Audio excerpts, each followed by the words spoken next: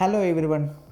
KS main examination കഴിഞ്ഞ് നിൽക്കുന്ന സാഹചര്യത്തിൽ മെയിൻസിന് അപ്പിയർ ചെയ്ത കാൻഡിഡേറ്റ്സിനോട് കുറച്ച് കാര്യങ്ങൾ സംസാരിക്കാനായിട്ടുള്ള ഒരു ഷോർട്ട് വീഡിയോ ആണിത്. ഞാൻ മാത്യു. നിങ്ങൾക്ക് എല്ലാവർക്കും ലീഡ് IASലേക്ക് സ്വാഗതം. മെയിൻലി 2 കാര്യങ്ങളായിരിക്കും ഈ വീഡിയോയിൽ ഫോക്കസ് ചെയ്യുക. ഒന്ന്, നമ്മുടെ എക്സാമിനേഷൻ്റെ ക്വസ്റ്റ്യൻ പേപ്പേഴ്സിൻ്റെ അനാലിസിസ്. 2, നവംബർ എൻഡ് അല്ലെങ്കിൽ ഡിസംബറിൽ തന്നെ ഇതിൻ്റെ റിസൾട്ട് വരാനായിട്ടുള്ള സാധ്യതയുള്ളതിനാൽ ഈ ടൈം എങ്ങനെ എഫക്റ്റീവായിട്ട് നിങ്ങൾക്ക് യൂട്ടിലൈസ് ചെയ്യാം എന്നുള്ളതിനെ പറ്റിയിട്ടുള്ള കുറച്ച് ഇൻസൈറ്റ്സ്. സോ നമുക്ക് ആദ്യത്തെ ഏരിയയിൽ നിന്ന് തന്നെ സ്റ്റാർട്ട് ചെയ്യാം. 2020 KS മെയിൻസിൻ്റെ ഒരു അക്കാഡമിക് അനാലിസിസ്. കഴിഞ്ഞ KS പരീക്ഷയുമായിട്ട് ഒത്തിരി സാമ്യതകളുമുണ്ട്, എന്നാൽ ഇൻട്രസ്റ്റിംഗ് ആയിട്ടുള്ള, ഇമ്പോർട്ടൻ്റ് ആയിട്ടുള്ള, ക്രിയേറ്റീവ് ആയിട്ടുള്ള ഒത്തിരി ചേഞ്ചസും ഉണ്ട്. ഇപ്പോൾ നമ്മൾ സിമിലാരിറ്റീസ് നോക്കുകയാണെങ്കിൽ 5 മാർക്കിൻ്റെ ചോദ്യം ഇത്തവണ നമുക്ക് 5 മാർക്കിൻ്റെ ചോദ്യം കാണാനായിട്ട് സാധിക്കും. അല്ലെങ്കിൽ സബ്ജക്ട്സിൻ്റെ weightage, for example paper 1 Kerala history and Kerala art and culture ഇത്തവണയും ഡോമിനേറ്റ് ചെയ്തു. Paper 2 polity and science and technology dominate ചെയ്യുന്നു. പേപ്പർ 3 വരുവാണെങ്കിൽ geography and economy and geography dominate ചെയ്യുന്നു. ഇനി എൻവയോൺമെൻറ്റ് എന്ത് ചെയ്യുന്നു? പേപ്പർ 2 പേപ്പർ 3 വരുന്നു. കൂടുതൽ ഫോക്കസ് റിന്യൂവബിൾ എനർജി സെക്ടറിന്. സോ ഈ സിമിലാരിറ്റി ഇത്തവണത്തെ എക്സാമിനേഷനിലും കണ്ടിന്യൂ ചെയ്തു എന്നുള്ളത് ശരിക്കും പറഞ്ഞു കഴിഞ്ഞാൽ ഉദ്യോഗാർത്ഥികൾക്ക് കുറച്ച് ഈസിനെസ് കൊടുത്തൊരു ഫാക്ടറായിട്ടാണ് ഞാൻ മനസ്സിലാക്കുന്നത്. എന്നാൽ കുറച്ച് നല്ല ക്രിയേറ്റീവായിട്ടുള്ള മാറ്റങ്ങളും കേരള PSCക്ക് കൊണ്ടുവരാൻ സാധിച്ചു എന്നുള്ളത് ശരിക്കും അപ്രീഷ്യബിൾ ആയിട്ടുള്ളൊരു കാര്യമാണ്. ഫോർ എക്സാമ്പിൾ 3 മാർക്കിൻ്റെ ചോദ്യം ഒഴിവാക്കി 5 മാർക്കിൻ്റെ ചോദ്യം മാത്രമേ വന്നു എന്നുള്ളെങ്കിലും അതിന് കൊടുത്തിരിക്കുന്ന സ്പേസിങ് സ്റ്റുഡൻസിനെ ഒത്തിരി ഹെൽപ്പ് ചെയ്തു എന്നാണ് ഞാൻ മനസ്സിലാക്കുന്നത്. കാരണം ക്വസ്റ്റ്യൻസ് ഡിസേർവ് ചെയ്യുന്ന സ്പേസിങ് ഇത്തവണയാണ് കേരള PSCക്ക് കൊണ്ടുവരാൻ സാധിച്ചത്. കഴിഞ്ഞ തവണ സ്പേസ് വളരെ ലിമിറ്റഡ് ആയിരുന്നു. ഭയങ്കര അൺസേർട്ടൺ ആയിരിക്കുന്നത് കൊണ്ട് തന്നെ പല ആൾക്കാരും ഒത്തിരി ഡിഫിക്കൽട്ടീസ് ഫേസ് ചെയ്യുന്നു. ഇത്തവണ കുറച്ചും കൂടി ഒരു സ്റ്റാൻഡേർഡൈസേഷൻ കൊണ്ടുവന്ന് സ്റ്റുഡൻസിൻ്റെ ആ ഡിഫിക്കൽട്ടീസ് കേരള PSC എടുത്തു കളഞ്ഞു എന്നിരിക്കുന്നുള്ളതാണ് ഇവിടെ നമുക്കൊരു അനുമാനത്തിലേക്ക് എത്താൻ പറ്റുന്നത്. ഇനി നമുക്ക് ക്വസ്റ്റ്യൻ പേപ്പേഴ്സിൻ്റെ കുറച്ച് കാര്യങ്ങളും കൂടി ഡിസ്കസ് ചെയ്യുന്നത് നല്ലതായിരിക്കും തോന്നി. ഇപ്പം നമുക്ക് പേപ്പർ 1 തന്നെ തുടങ്ങാം. പേപ്പർ 1 ഒരു പ്രത്യേകത എന്ന് വെച്ച് കഴിഞ്ഞാൽ കഴിഞ്ഞ തവണ ടോപ്പേഴ്സായിട്ട് മാറിയിരിക്കുന്ന ബഹുഭൂരിപക്ഷം ആൾക്കാരും ഏറ്റവും കൂടുതൽ സ്കോർ ചെയ്ത പേപ്പറായിരുന്നു പേപ്പർ 1. എന്നാൽ ഇത്തവണ പേപ്പർ 1 കമ്പാരിറ്റീവ്ലി ഡിഫിക്കൽട്ടാണ് എന്നുള്ളതാണ് എൻ്റെ ഒരു പേഴ്സണൽ അഭിപ്രായം. പേപ്പർ 2 3 ഡിഫിക്കൽട്ടി ലെവൽ ഒരല്പം കൂടുതൽ പേപ്പർ 1 ആണ്. കാരണം ഭയങ്കര സ്പെസിഫിക് ആയിട്ട് മാറിയ ചോദ്യങ്ങൾ, especially Kerala history and Kerala art and കൾച്ചറിൽ നിന്ന്. ഇപ്പോൾ PK റോസിനെ പറ്റിയിട്ടുള്ള, അന്ന ചാണ്ടിനെ പറ്റിയിട്ടുള്ള, അല്ലെങ്കിൽ നമ്മുടെ യക്ഷി പ്രതിമേൻ്റെ ഇതിനെ പറ്റിയിട്ടുള്ള, നെല്ല് എന്ന് പറയുന്ന സിനിമേൻ്റെ സാലിയൻ ഫീച്ചേഴ്സിനെ പറ്റിയിട്ടുള്ള ഈ ലെവലിലുള്ള ഭയങ്കര ഡീപ്പായിട്ട് സ്പെസിഫിക് ആയിട്ട് കാര്യങ്ങൾ ചോദിച്ചുകൊണ്ട് പല ആൾക്കാരും അതിൽ കുഴങ്ങിപ്പോയി എന്നാണ് ഞാൻ മനസ്സിലാക്കുന്നത്. എന്നാൽ ബാക്കി ക്വസ്റ്റ്യൻസ് അത്യാവശ്യം അറ്റംപ്റ്റ് ചെയ്യാൻ പറ്റുന്ന ഡീസൻറ്റ് ക്വസ്റ്റ്യൻസ് ആണ് എന്ന് തന്നെയാണ് എൻ്റെ ഒരു വിശ്വാസം.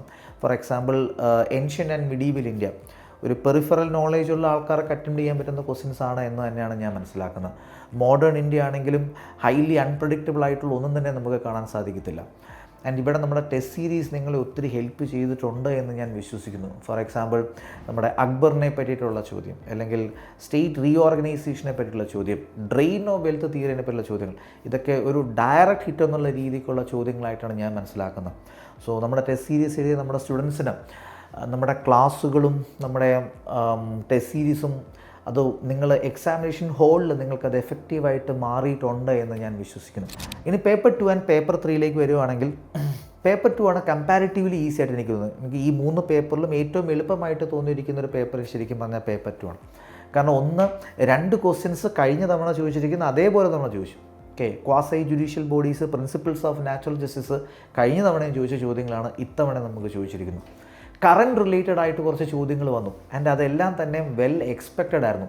ഗവർണറിനെ പറ്റിയിട്ടുള്ള ചോദ്യം, ബ്രിക്സിനെ പറ്റിയിട്ടുള്ള ചോദ്യം, ഇലക്ഷൻ കമ്മീഷനെ പറ്റിയിട്ടുള്ള ചോദ്യം, ഇതെല്ലാം തന്നെ വെൽ എക്സ്പെക്റ്റഡ് ആയിരുന്നു നമ്മളെല്ലാവരും.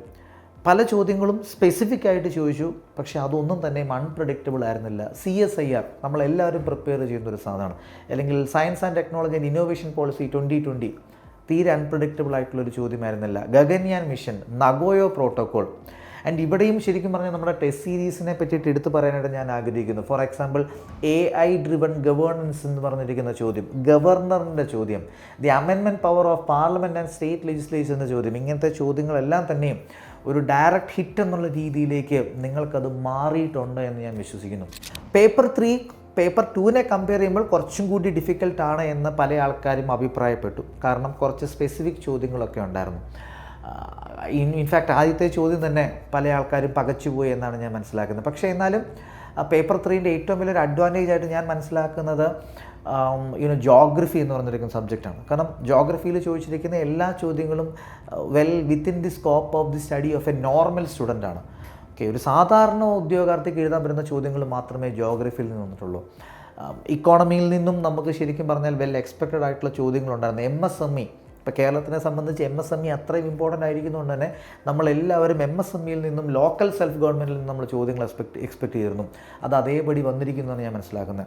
മറ്റൊരു പ്രത്യേകത, ഇക്കോണമിയിൽ നിന്നും ചോദിച്ചിരിക്കുന്ന ചില ചോദ്യങ്ങൾ ഭയങ്കര പെറിഫറൽ ആയിരുന്നു എന്നുള്ള അഭിപ്രായക്കാരാണ് ഞാൻ. അതായത് ഭയങ്കര ഡെപ്തിലൊരു നോളേജ് ആവശ്യമില്ല, ഒരു പെറിഫറൽ അണ്ടർസ്റ്റാൻഡിങ്, അത്യാവശ്യം നല്ല ആൻസർ റൈറ്റിംഗ് സ്കില്ലുള്ള ആൾക്കാർക്ക് ആർക്കും എഴുതാൻ പറ്റുന്ന ഒരു 4-5 ചോദ്യങ്ങൾ ഞാൻ ആ പേപ്പറിൽ കണ്ടു. ഫോർ എക്സാമ്പിൾ, ആ സ്ട്രക്ചറൽ ചേഞ്ചിൻ്റെ ട്രാൻസിഷനെ പറ്റിയിട്ടുള്ള ഇന്ത്യയും റിന്യൂവബിൾ എനർജിയും തമ്മിലുള്ള ആ ഒരു ഇഷ്യൂസൊക്കെ, അങ്ങനത്തെ ഒരു 4-5 ചോദ്യങ്ങൾ. ഓക്കെ, ഒരു പെറിഫറൽ നോളേജും അത്യാവശ്യം റൈറ്റിംഗ് സ്കില്ലുമുള്ള ആർക്കും എഴുതാൻ പറ്റുന്ന ചോദ്യങ്ങളാണ് പേപ്പർ 3ൽ 4-5 ചോദ്യങ്ങൾ ഞാൻ കണ്ടത്. അതുകൊണ്ട് തന്നെ ഈ എക്സാമിനേഷനെ പറ്റിയിട്ടുള്ള എൻ്റെ ഒരു അനുമാനം മെയിൻലി 2 എണ്ണമാണ്. ഒന്ന്, എനിക്കിവിടെ UPSC കാൻഡിഡേറ്റ്സിന് ഞാനങ്ങനെ ഒരു പ്രത്യേക ഒരു അഡ്വാൻറ്റേജ് ഒന്നും കാണുന്നില്ല. കാരണം ഒരു 1 പേജ് ആൻസേഴ്സാണ് എല്ലാം തന്നെ. നമ്മുടെ ഡിഗ്രി ലെവൽ എക്സാമിനേഷൻസും അത്യാവശ്യം ഇപ്പോൾ നല്ല സ്റ്റാൻഡേർഡ് ആയിട്ടുണ്ട്. അതുകൊണ്ട് നിങ്ങൾക്ക് അത്യാവശ്യം റൈറ്റിംഗ് പ്രാക്ടീസ് നടത്തിയ ഒരു നോർമൽ ഉദ്യോഗാർത്ഥിയാണെങ്കിൽ ഈ എക്സാമിനേഷൻ ക്ലിയർ ചെയ്യാനുള്ള സാധ്യത നിങ്ങൾക്കുണ്ട് എന്നറിഞ്ഞിരിക്കാം. 2, ഈ എക്സാമിനേഷൻ മറ്റൊരു പ്രത്യേകത കൊണ്ട് നിങ്ങൾ മനസ്സിലാക്കേണ്ടത്, കേരളത്തിലെ ഏറ്റവും ടോപ്പായിട്ടുള്ള ക്രീം എന്ന് വിളിക്കാൻ പറ്റുന്ന ഒരു ഗ്രൂപ്പ് മാത്രം എഴുതിയിരിക്കുന്ന പരീക്ഷയാണത്. ഇപ്പോൾ സ്ട്രീം 1ലാണെങ്കിൽ തന്നെ 200-ൽ പല ഉദ്യോഗാർത്ഥികൾ മാത്രമേ ഇത്തവണ പരീക്ഷ എഴുതിയിട്ടുള്ളൂ. അതുകൊണ്ട് തന്നെ അത്യാവശ്യം നല്ല കോമ്പറ്റീഷൻ ഈ എക്സാമിനേഷനിൽ നമുക്ക് പ്രതീക്ഷിക്കാം.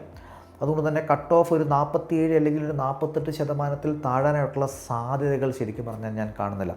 എന്നാൽ നിങ്ങൾക്കൊരു ഓവറോൾ ഒരു 45% മേലെയൊക്കെ മാർക്ക് കിട്ടുന്നുണ്ട് എന്ന് വിശ്വസിക്കുന്ന ഒരാളാണ് നിങ്ങളെങ്കിൽ ഒബ്വിയസ്ലി നിങ്ങൾ ഇൻ്റർവ്യൂവിൻ്റെ പ്രിപ്പറേഷൻ ഇപ്പോഴേ സ്റ്റാർട്ട് ചെയ്യാം.